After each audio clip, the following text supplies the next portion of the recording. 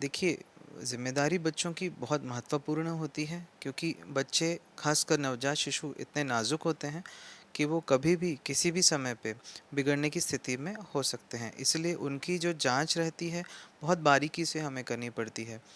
Round the clock हमें doctors का rotation में ड्यूटीज़ लगा के रखनी पड़ती है। बच्चा जब पैदा होता है, सपोज़ वो नहीं रोता है, तो हमें उनको ट्रीटमेंट के लिए नर्सरी में भर्ती करना पड़ता है। 1-1 मिनट, 2-2 मिनट के अंतराल में हम जांच करते रहते हैं कि कहीं बच्चा बिगड़ तो नहीं रहा है। ये ज़िम्मेदारी इसलिए बहुत महत्वपूर्ण होती है क्योंकि 9 महीने तक माँ पेट में रखती है बच्चे को। बहुत उम्मीदें होती हैं पेरेंट्स की। कई तो 30-30, 40-40 साल की उम्र में भी बेबी नहीं हो पाते, उसके बाद पैदा होते हैं। तो ये ज़िम्मेदारियाँ काफ़ी ज़्यादा बढ़ जाती है हमारे लिए। तो ये कहना कि एक दिन सेलिब्रेट करना डॉक्टर्स डे, ये मेरे हिसाब से इसीलिए महत्वपूर्ण मुझे नहीं लगता क्योंकि प्रतिदिन जिस हिसाब से हम लड़ते हैं बीमारियों से, चाहे बच्चों की हो चाहे बड़ों की हो, डॉक्टर्स डे हर दिन, हर रोज़, हर समय पे डॉक्टर्स के लिए वो महत्वपूर्ण वक्त रहता है। तो हमारे लिए तो प्रतिदिन ही डॉक्टर्स डे रहेगा, सेलिब्रेट करें ना करें, पर हमारी जिम्मेदारियाँ उतनी की उतनी ही रहेंगी। पहले के समय में आयुष्मान भारत कार्ड जब नहीं थे, तब दिक्कतें बहुत होती थी नवजात शिशुओं में।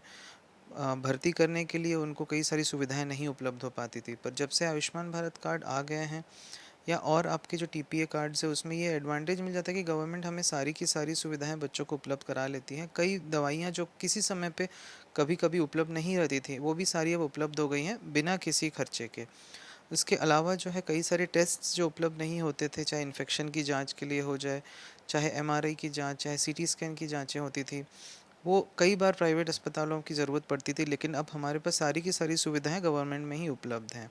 इसके साथ साथ कुछ ऐसी दवाइयां, जैसे कुछ नवजात शिशु जो कि जन्म के पहले पैदा हो जाते हैं, उनको लंग्स को इम्प्रूव करने के लिए हमें दवाइयाँ उसको देनी पड़ती थी नवजात शिशुओं को, जो कि लगभग लगभग 12 से 15 हज़ार का एक बोतल आया करता था, लेकिन अभी वो भी गवर्नमेंट ने उपलब्ध करा दी है। तो मान के चलिएगा, अभी कोई ऐसी शायद ही दवाई होगी जिसे हमें कभी लिखना पड़ता है, या कोई ऐसे टेस्ट होगा जिसे हमें लिख के देना पड़ता है टेंडर को। ऐसा कोई भी अभी तक ऐसे कोई हम लोग नहीं करते हैं। सारी की सारी सुविधाएं हम लोग गवर्नमेंट के द्वारा ही उपलब्ध कराते हैं।